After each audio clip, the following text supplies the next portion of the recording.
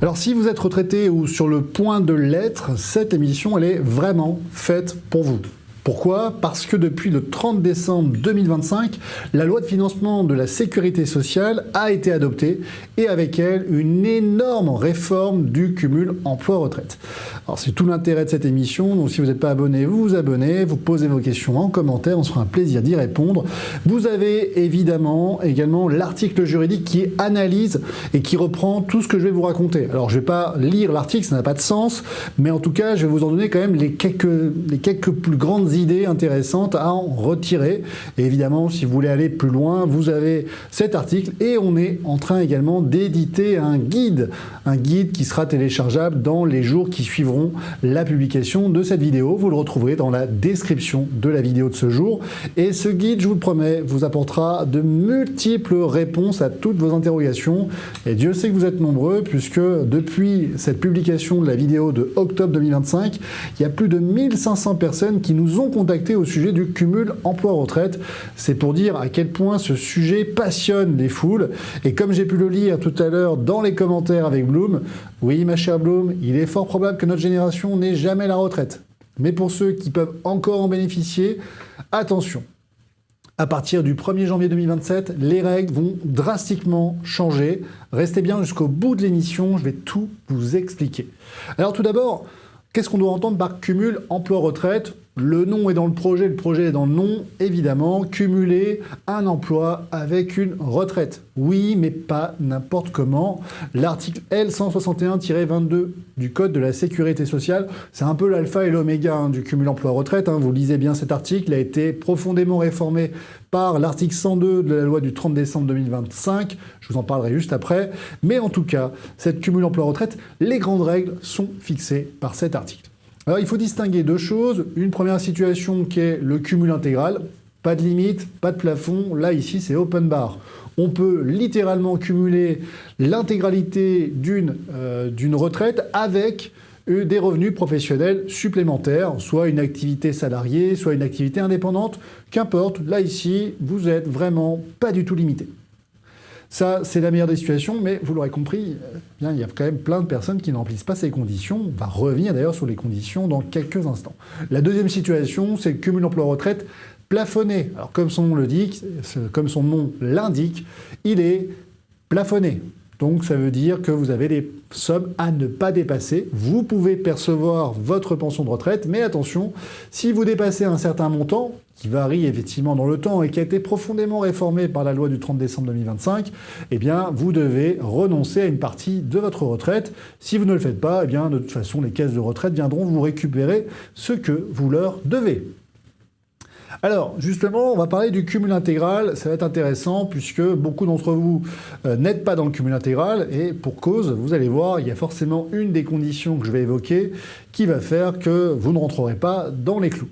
La première condition, c'est que vous devez avoir liquidé l'intégralité de vos pensions de retraite. Oui, vous avez des pensions de retraite de base et des pensions de retraite complémentaires. Donc, quand vous prenez votre retraite, vous écrivez à toutes vos caisses de retraite complémentaires comprises et vous leur indiquez que vous allez prendre votre retraite. C'est la première des conditions. La deuxième condition, c'est une condition d'âge. Alors, on ne peut pas vous donner un âge absolu, puisque l'âge, évidemment, va varier en fonction de l'année de naissance et de cotisation.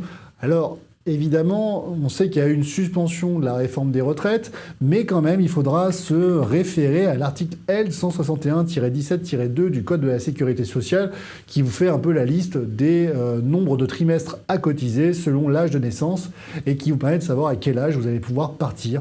On sait qu'après 1968, vous partez à 64 ans. Donc ça, c'est la première des conditions. Donc l'âge de départ à la retraite, 62 ans, et après 67 ans, vous êtes automatiquement en taux plein. D'accord ? La condition de retraite à taux plein, c'est le fait d'avoir cotisé suffisamment de trimestres. C'est la troisième condition. Donc condition d'âge, condition de liquidation de retraite, condition évidemment de cotisation de trimestre. La quatrième condition, c'est d'avoir cessé préalablement votre activité. Alors si vous êtes salarié ou agent public, évidemment, vous arrêtez votre activité et vous cessez toute activité pendant 6 mois. chez l'ancien employeur. Si vous n'êtes pas chez l'ancien employeur, vous pouvez passer ce délai de 6 mois. Enfin, si vous êtes un indépendant, un libéral ou un micro-entrepreneur ou une auto-entreprise, là ici, la question de la cessation d'activité ne se pose pas. Vous poursuivez votre activité, mais simplement vous informez vos caisses de retraite.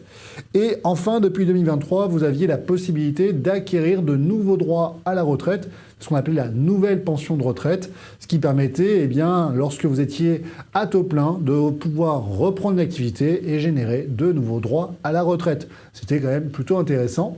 Ça mettait quand même du beurre dans les épinards et clairement, aujourd'hui, sociologiquement parlant, c'est vrai qu'une personne qui a de bons revenus, c'est souvent un retraité, d'autant plus lorsqu'il a évidemment la possibilité de cumuler intégralement avec une activité professionnelle. Je le précise pourquoi, puisque lorsqu'il y a eu le baby-boom après la guerre, il est vrai qu'une personne qui était sociologiquement dans les classes moyennes hautes, c'était plutôt un jeune actif à la trentaine, qui évidemment permettait, grâce aux fruits de son travail, de pouvoir offrir une vie de famille, une maison, une voiture, bref, vous voyez bien à quel point ce temps est révolu malheureusement. Alors, lorsqu'on est dans les conditions de cumul emploi-retraite, partiel, c'est qu'en fait, il y a une des conditions que j'ai évoquées qui n'est pas remplie. D'accord ? Donc lorsque c'est comme ça, évidemment, vous êtes plafonné. C'est vraiment la chose la plus importante. Vous voulez me faire un signe, Gauthier ? Non, on est bon, tout va bien. Voilà, dans Régie, tout le monde va bien. Posez vos questions en commentaire. Si vous n'êtes pas déjà abonné, abonnez-vous. On fera d'autres contenus comme celui-ci et votre soutien nous aide énormément. Donc merci pour tous ceux qui s'abonnent. Ça fait extrêmement plaisir.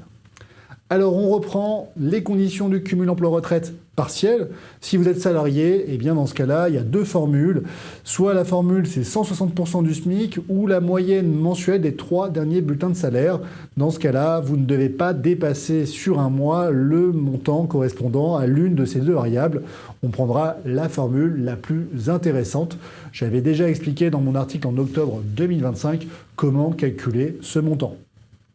Enfin, la situation des agents publics, on est sur quelque chose d'assez similaire. Là, ici, c'est l'article L84 et suivant du Code des pensions civiles et militaires de retraite. Vous avez donc ici deux formules. La première référence, c'est un plafond forfaitaire fixé par rapport à un indice de la fonction publique. L'indice n'a pas bougé depuis 2023, vous pouvez le trouver sur Internet. La seconde référence, c'est le dernier traitement indiciaire brut qui a été pris avant le départ à la retraite. Donc là, vous calculez par rapport à votre dernier bulletin de paye et par rapport à l'indice forfaitaire qui est fixé sur Internet et vous regardez laquelle des deux formules est la plus intéressante. Ça vous permet de connaître le montant à ne pas dépasser. Évidemment, à chaque fois, tout cela doit faire l'objet d'une analyse personnalisée. La situation des travailleurs indépendants, donc les micro-entreprises, les auto-entrepreneurs, les libéraux, bref, tous ceux qui ne sont pas salariés et agents publics, dans ce cas-là, vous avez un plafond annuel de la sécurité sociale à ne pas dépasser. Chaque année, ce plafond annuel de la sécurité sociale est réévalué. En 2026, votre serviteur l'a trouvé. Il s'agit de l'arrêté du 22 décembre 2025 qui fixe le montant du plafond annuel de la sécurité sociale à 48 060 €. Selon la zone où vous êtes, soit c'est 50% du plafond annuel de la sécurité sociale, soit lorsque vous êtes en zone de revitalisation ou en zone de quartier prioritaire, dans ce cas-là, c'est 100% du plafond annuel de la sécurité sociale. Là encore, je vous invite à consulter un avocat pour déterminer ensemble les conditions à respecter pour ne pas être évidemment redressé. C'est vraiment la pire des situations qui peut vous arriver. En matière de cumul emploi-retraite, ne pas respecter les plafonds, c'est le redressement assuré. Donc ne faites pas comme Pierre, dont j'avais déjà parlé dans une précédente émission, qui s'était fait redresser de plus de 48 000 €. Et oui, c'est pas une mince affaire. Alors peut-être que pour vous, c'est pas grand-chose, mais pour Pierre, c'était toutes les économies d'une vie. Et évidemment, il a fallu pas grand-chose pour que l'administration lui prenne tout. Donc attention, ne faites pas comme Pierre. Alors, autre petite règle, est-ce qu'on peut bénéficier du cumul emploi intégral même lorsqu'on ne remplit pas toutes les conditions du cumul emploi-retraite intégral? Alors oui, c'est très intéressant comme question, c'est une des questions qu'on m'a posée récemment lors d'un rendez-vous, et oui, parce qu'il est possible de prendre rendez-vous avec moi et de discuter des conditions du cumul emploi-retraite. Oui, parfois, je vous ai indiqué, donc cumul emploi-retraite intégral, cumul emploi-retraite partiel. Si vous êtes en cumul retraite partiel, vous avez quand même la possibilité d'avoir une exception à cette règle, qui est notamment lorsque vous exercez une certaine activité qui sont définies par une liste liste prévue à l'article R161-2-5 du Code de la Sécurité sociale pour information, activité artistique, littéraire ou scientifique, activité juridictionnelle, activité bénévole, activité agricole, etc. Il y a toute une petite liste. Vous la trouvez généralement très facilement sur Internet et c'est un peu trompeur parce que on a le sentiment que le cumul intégral est réservé exclusivement à ces activités, ce qui n'est évidemment pas le cas. Donc vraiment, lisez mon article parce que c'est vraiment l'alpha et l'oméga de ce que l'on doit comprendre sur le cumul emploi-retraite. Et maintenant que je vous ai parlé de comment ça se passe, les règles générales pour 2025-2026, eh bien je vais vous expliquer les grands changements qui ont été induits par ce cumul emploi-retraite avec la réforme engendré par la loi de financement de la sécurité sociale du 30 décembre 2025. Si vous n'êtes pas encore abonné, abonnez-vous, c'est le moment. Posez vos questions en commentaire, lâchez un petit pouce pour que cette vidéo puisse être poussée par l'algorithme et qu'elle puisse retrouver tous les retraités qui aujourd'hui s'interrogent pour savoir quelles sont les conséquences de cette réforme. Alors, tout d'abord, aujourd'hui, les grandes conséquences de cette réforme, c'est qu'on a créé un cumul emploi-retraite intermédiaire, entre 62 ans et 67 ans. Je vous en parlerai justement juste après, mais l'idée c'est que même lorsque vous êtes en cumul intégral à partir de 62 ans, aujourd'hui, il y a quand même ce régime limité, ce qui va rendre le cumul emploi-retraite beaucoup moins avantageux, je vais vous l'expliquer. On a maintenu quand même évidemment le cumul emploi-retraite à 67 ans, donc passé 67 ans, automatiquement vous êtes en cumul emploi-retraite intégral.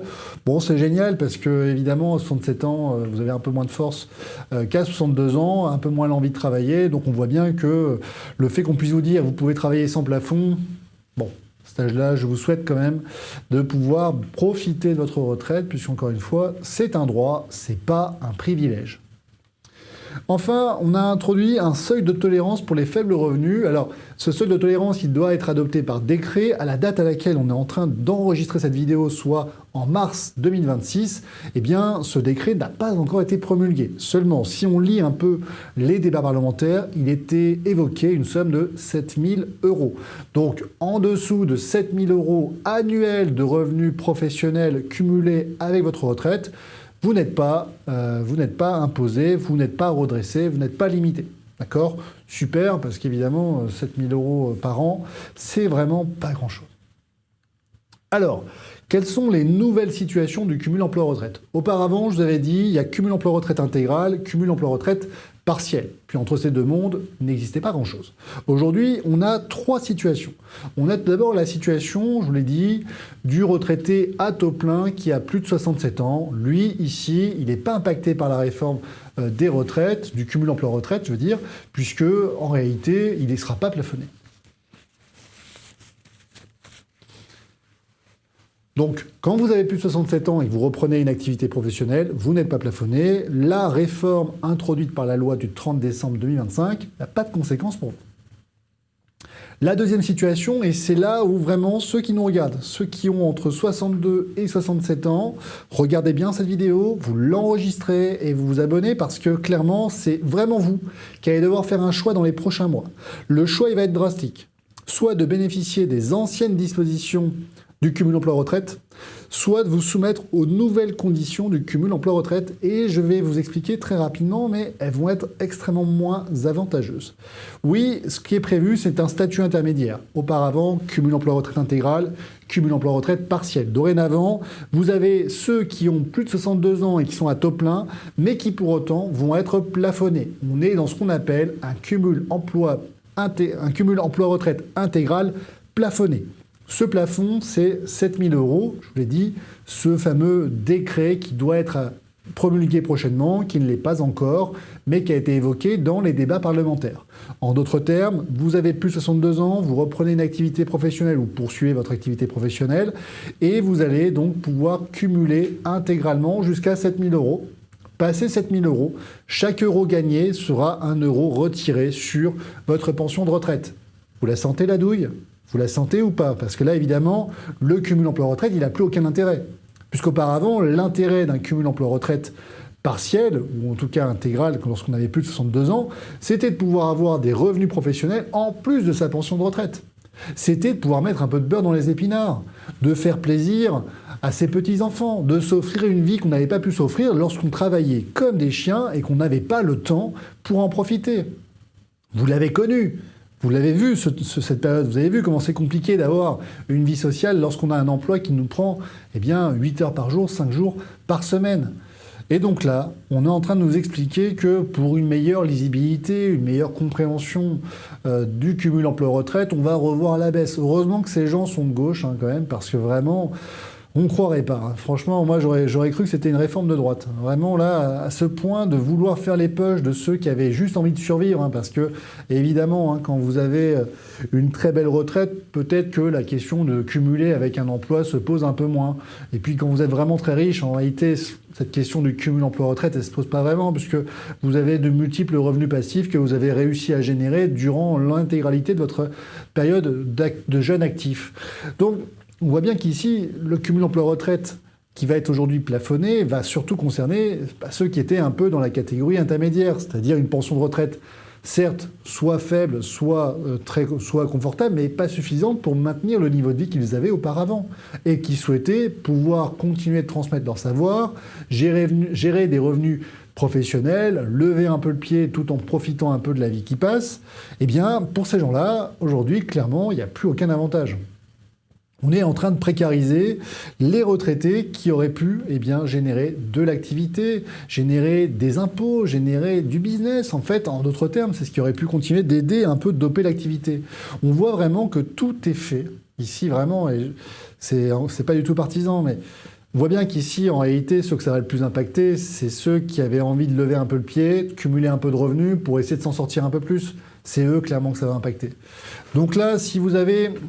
entre 60 ans et 67 ans, posez-vous la question de savoir si vous n'allez pas prendre votre retraite avant le 31 décembre 2026, parce que si vous prenez votre retraite après le 31 décembre 2026, vous serez soumis à ce régime intermédiaire, le cumul emploi-retraite intégral plafonné, alors que avant le 31 décembre 2025, à condition de remplir les conditions évidemment du cumul intégral, vous n'auriez pas été plafonné.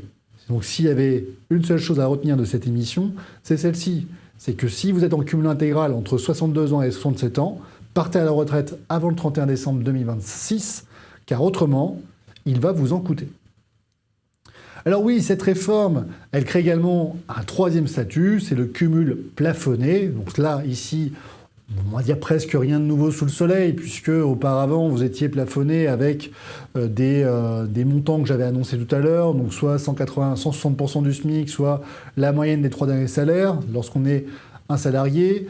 Les 2 indices de référence, soit dans le bulletin de paye, soit l'indice majoré forfaitaire, présent sur le site internet du ministère de la fonction publique pour les agents publics, et puis soit le plafond annuel de la sécurité sociale lorsque vous étiez un indépendant. Eh bien, vous oubliez tous ces montants, dorénavant, c'est 7 000 € max, et ensuite, derrière, vous êtes, chaque euro gagné au titre de votre activité professionnelle est un euro perdu au titre de votre pension de retraite. Et pas belle la douille. Et heureusement, ces gens sont de gauche, parce qu'autrement, on l'aurait pas su. Ah là là. Bref, vous l'aurez compris à quel point ça me révulse, puisque, encore une fois, on vient faire la poche de ceux qui en avaient le plus besoin, au nom du sacrifice des dépenses publiques, parce que le seul objectif de cette réforme, en réalité, c'est juste de limiter la facture du montant des pensions de retraite. On sait que c'est un des postes de dépenses les plus importants de l'État. Comme ce dernier est obèse et qu'il ne compte pas limiter ses dépenses, il vient limiter le plus possible les pensions de retraite. C'est toujours plus facile de faire payer les pauvres, évidemment. Bref. Donc, ce projet de loi, il est considérable. Il fait perdre tout intérêt du cumul emploi-retraite. Il fait perdre une grosse partie de droits pour ceux qui ont entre 62 ans et 67 ans et qui remplissaient les conditions du cumul intégral. Donc attention à eux, là vous avez une fenêtre de tir sur laquelle vous allez pouvoir agir. Passez ce délai, c'est terminé. Donc soyez réactifs, partagez cette vidéo, enregistrez-la, posez vos questions, parce que là il va falloir vraiment être intelligent. Autrement, clairement, vous serez impacté par cette réforme. Oui, parce que, deuxième chose, l'impact de cette réforme n'a pas d'effet rétroactif. Elle ne concernera pas les retraités qui ont pris leur pension de retraite avant le 31 décembre 2026. Donc, pour tous ceux qui ont pris leur pension de retraite et qui bénéficient du cumul emploi-retraite avant le 31 décembre 2026, les règles que j'ai énoncées au tout début de l'émission vous sont parfaitement applicables. Pour les autres, c'est la douille. C'est l'article 102 de la loi du 30 décembre 2025 qui a modifié l'article L161-22 du Code de la sécurité sociale. Et là, évidemment, vous allez vous retrouver dans un plafond beaucoup plus restrictif et bien moins intéressant financièrement parlant. Voilà ce qu'on avait à dire sur cette situation. Si évidemment vous ne respectez pas les plafonds qui sont fixés par les dispositions du Code de la sécurité sociale et des décrets applicables, eh bien c'est un redressement de la part des caisses de retraite. Et vous le savez, j'accompagne des dizaines et des dizaines de retraités qui aujourd'hui sont malheureusement poursuivis, pourchassés par leur caisse de retraite. Pourquoi ? Parce qu'ils ont malheureusement dépassé les plafonds, et ce, alors même qu'ils n'étaient pas informés. Et oui, ils ne regardaient pas l'émission, ils n'étaient pas abonnés à cette chaîne YouTube, et donc ils se sont fait sanctionner. Voilà pourquoi vous devez impérativement partager cette émission, vous abonner et lire l'article juridique que je vous ai mis à disposition. Et si le besoin s'en fait sentir, téléchargez le guide qu'on va vous mettre sur notre site dans les prochains jours à compter de la publication de cette vidéo. Si vous me regardez aujourd'hui, il y a de fortes chances qu'il soit dans la description de la vidéo et je vous invite à aller le télécharger. Vous allez vraiment ne pas le regretter. Alors je redis ce que vient de dire Gauthier. Donc pour les membres, donc ceux qui ont souscrit à la chaîne, vous le savez, vous avez toujours la primeur et donc vous allez pouvoir découvrir cette vidéo en avant-première. Elle vaut vraiment le détour. En tout cas, elle a été validée par Étienne Chouard, donc on le remercie encore d'être venu sur notre chaîne YouTube. Et pour nos abonnés, évidemment, vous la découvrirez dans une dizaine de jours à compter de la publication de cette vidéo. Quoi qu'il en soit, abonnez-vous. Et puis si jamais vous souhaitez nous soutenir, vous avez la possibilité de souscrire. Vous aurez grâce à cela des contenus exclusifs, des contenus qu'on ne publiera pas sur la chaîne YouTube, exclusivement accessibles pour nos souscripteurs. Et puis en avant-première, toutes ces émissions spéciales qu'on est en train de tourner, parce que vous l'avez vu, on a un super studio et on compte bien le rentabiliser. Alors, on avait une question à 20h42. Est-ce qu'il y a un changement pour le cumul emploi-retraite anticipé par invalidité ? Alors, il faudra voir pour chacun des modèles de régime de retraite si effectivement la réforme a un impact. Elle renvoie à des dispositions réglementaires pour toute une série d'ajustements. On sait tout de même que pour la question du cumul emploi-retraite, lorsque vous avez pris votre retraite de manière anticipée pour des causes d'invalidité, par défaut, vous êtes considéré comme étant à taux plein. Donc on verra si évidemment les dispositions de l'article 102 concerneront les personnes également qui vont être amenées à prendre leur retraite en raison d'une invalidité. À ce jour, l'ensemble des textes n'a pas encore été pris. Merci à toi. Une question de Flo3191, je pense que tu y as répondu après parce qu'elle l'a posée tôt, entre guillemets. Bonsoir maître, je suis à la retraite depuis novembre 2025. Est-ce que le changement annoncé du cumul emploi-retraite va me concerner, s'il vous plaît? Merci à vous. Alors c'est très bien qu'on le rappelle. Alors effectivement, la réforme qui a été engendrée par la loi du 30 décembre 2025 n'aura aucun effet pour ceux qui ont pris leur retraite avant le 31 décembre 2026. Pour les retraités avant le 31 décembre 2026, ce sont les règles que l'on connaissait jusqu'à maintenant sur le cumul emploi-retraite, celles que j'ai évoquées en tout début d'émission. Concernant ensuite les retraités qui partiront à la retraite après le 1er janvier 2027, pour eux, ce seront donc les nouvelles dispositions de la loi, celles qui sont prévues par l'article 102 de la loi du 30 décembre 2025. Donc pour répondre de manière très synthétique, non, si vous êtes parti à la retraite au 30 novembre 2025, cette réforme ne vous concerne pas. Merci à toi. Une question de Aline de Labin, 83-89. Bonsoir, est-il possible de cumuler simultanément différents emplois par des particuliers chèques CESU et des revenus auto-entrepreneurs à la retraite ? Oui, il est possible de cumuler différents revenus professionnels.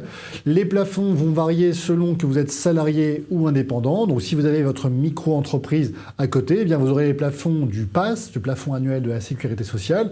Et si vous avez une activité salariée à côté, eh bien vous aurez les plafonds que vous aviez donc avant le 31 décembre 2026, à savoir soit la moyenne de vos 3 derniers salaires, soit 160% du SMIC mensuel. Merci à toi. Une question de Louise Braille à 21h01. Veut-on cumuler le minimum retraite avec une activité d'auteur de romans édité par une maison d'édition en salarié ou en auto-entreprise ? Oui, alors en fait, la question salarié ou auto-entreprise n'a pas vraiment d'incidence puisque c'est uniquement la question des plafonds qui peuvent varier. Or, ici, il s'agit d'une activité artistique et on est donc en cumul emploi-retraite intégral. pas de plafond, que vous soyez salarié ou auto-entreprise, n'a pas d'incidence.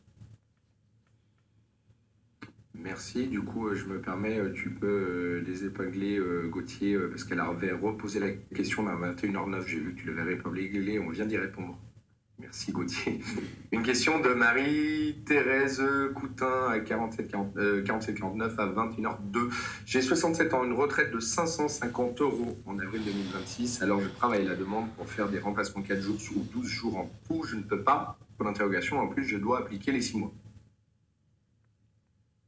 Est-ce que tu as compris la question, mon cher Denis ? Je n'ai pas parfaitement compris, mais si j'ai bien compris, il y a une toute petite pension de retraite. Donc évidemment, cumul emploi-retraite, la pertinence se pose. Vous avez 67 ans ou plus, donc là ici, vous serez en cumul intégral, c'est-à-dire vous allez pouvoir cumuler intégralement les revenus d'une activité professionnelle et votre pension de retraite sans aucune limite. Donc vous allez pouvoir travailler autant d'heures que vous voudrez, j'ai envie de dire que vous pourrez, et j'espère pour vous qu'évidemment vous aurez le minimum vieillesse, puisque le minimum vieillesse, c'est au minimum à peu près entre 850 et 900 €. Donc si vous êtes à 550 €, posez-vous la question de savoir si vous êtes sur le bon régime de la pension de retraite. Merci à toi. Il y a une question de Bloom là, très intéressante. À 21h25, on la posera juste après. Question de Christelle Belloni. J'ai 62 ans, j'attends ma retraite anticipée, incapacité de travail en RQTH. Pourrais-je prendre la retraite à 62 ans ou 62 ans plus, quelques mois, cumul plafonné et micro-entreprise ?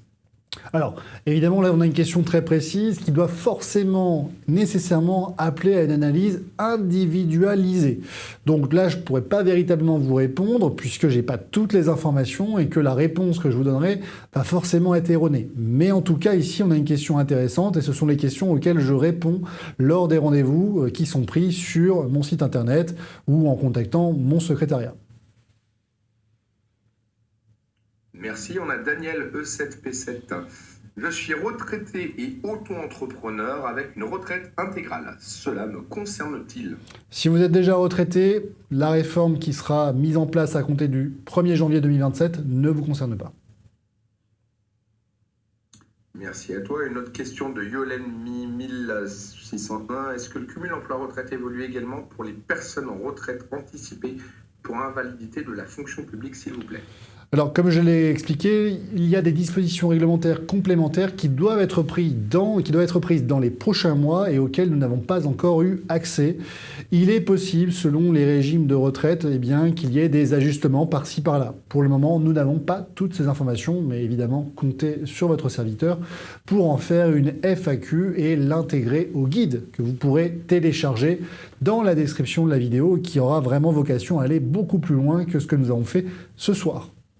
Mon cher Pierrick, dernière question avant que l'on clôture, puisque je dois libérer mon salarié. Évidemment, notre cher Gauthier, ici présent, doit rentrer chez lui. Donc on va faire une dernière question. Évidemment, si vous avez d'autres questions, posez-les en commentaire. On se fera un plaisir d'y répondre. Si vous n'avez pas eu les réponses à vos interrogations, vous pouvez prendre rendez-vous directement sur notre site internet ou contacter notre secrétariat à partir de 8h30 demain matin.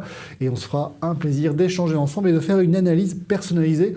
Enfin, comme je l'avais indiqué, il y a un guide qui va sortir dans les prochains jours après la publication de cette vidéo que vous aurez le plaisir de télécharger et qui vous permettra de tout connaître sur la réforme du cumul emploi-retraite. Vous ne vous ferez jamais avoir. Pourquoi ? Parce que vous êtes abonné à cette chaîne. Voilà pourquoi. Dernière question, mon cher Gauthier. Oui, une question de Daniel. Et quand c'est l'État qui vous demande de reprendre une activité qui n'existe plus, que faut-il faire ?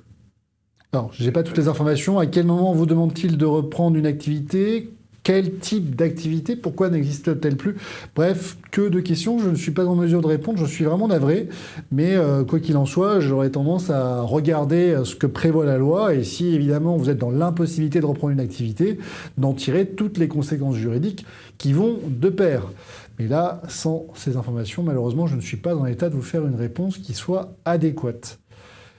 Eh bien, on est arrivé à la fin de cette émission. Je suis très content d'avoir revu Bloom. Ça faisait très longtemps qu'on ne l'avait pas eu sur notre chaîne. Donc vraiment, merci beaucoup. Je revois plein de noms que je connais et que j'ai l'habitude de voir. Je ne les ai pas tous cités, mais évidemment, on est vraiment content de vous retrouver chaque lundi à 20h30 maintenant, puisqu'on a le petit flash info en amont vers 20h15.